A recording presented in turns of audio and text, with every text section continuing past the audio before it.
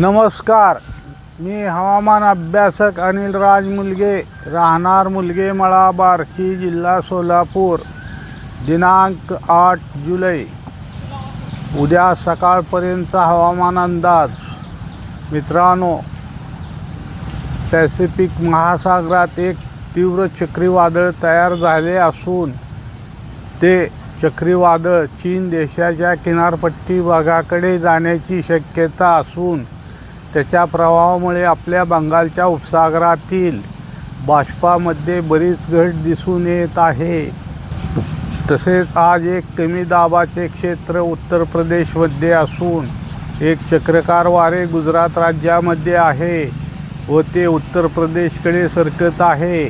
तसेच आज राज्यात वारे वाहतील, वाऱ्याचा जोर जास्त राहील, त्यामुळे खाली दिलेल्या अंदाजात थोडाफार बदल होऊ शकतो. तसेच आज नाशिक जिल्ह्याचा उत्तर पूर्व भाग, नंदुरबार जिल्ह्याचा पश्चिम व दक्षिण भाग, तसेच धुळे तसेच जळगाव जिल्ह्याचा पश्चिम भाग व दक्षिण भाग, संभाजीनगर जिल्ह्याचा उत्तर भाग, बुलढाणा जिल्ह्याचा पश्चिम दक्षिण भाग, अकोला अमरावती जिल्ह्याचा उत्तर भाग या दिलेल्या जिल्ह्यात किंवा दिलेल्या भागात वादळी वाऱ्यासह विजासह मुसळधार ते अतिमुसळधार पावसाची शक्यता राहील. तसेच कोकणात, मुंबई व उपनगरात, पुणे, सातारा, कोल्हापूर यांच्या घाटमाथ्यावर, तसेच नागपूर, गोंदिया, गडचिरोली, चंद्रपूर तसेच बेळगाव जिल्ह्याचा पश्चिम भाग या दिलेल्या जिल्ह्यात किंवा दिलेल्या भागात वादळी वाऱ्यासह मुसळधार पावसाची शक्यता राहील.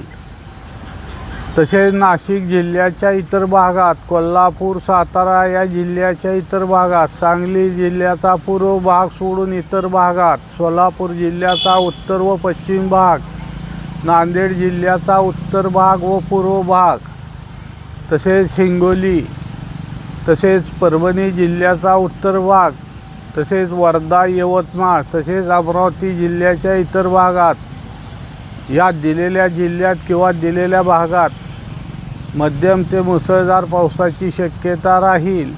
तसेच डहाणू, पालघर, जालना तसेच अकोला जिल्ह्याच्या इतर भागात, वाशिम तसेच नांदेड जिल्ह्याच्या इतर भागात, लातूर, धाराशिव तसेच सोलापूर जिल्ह्याच्या इतर भागात, तसेच बीड तसेच परभणी जिल्ह्याच्या इतर भागात या दिलेल्या जिल्ह्यात किंवा दिलेल्या भागात काही ठिकाणी तुरळक ते हलका तर काही ठिकाणी हलका ते मध्यम पावसाची शक्यता राहील.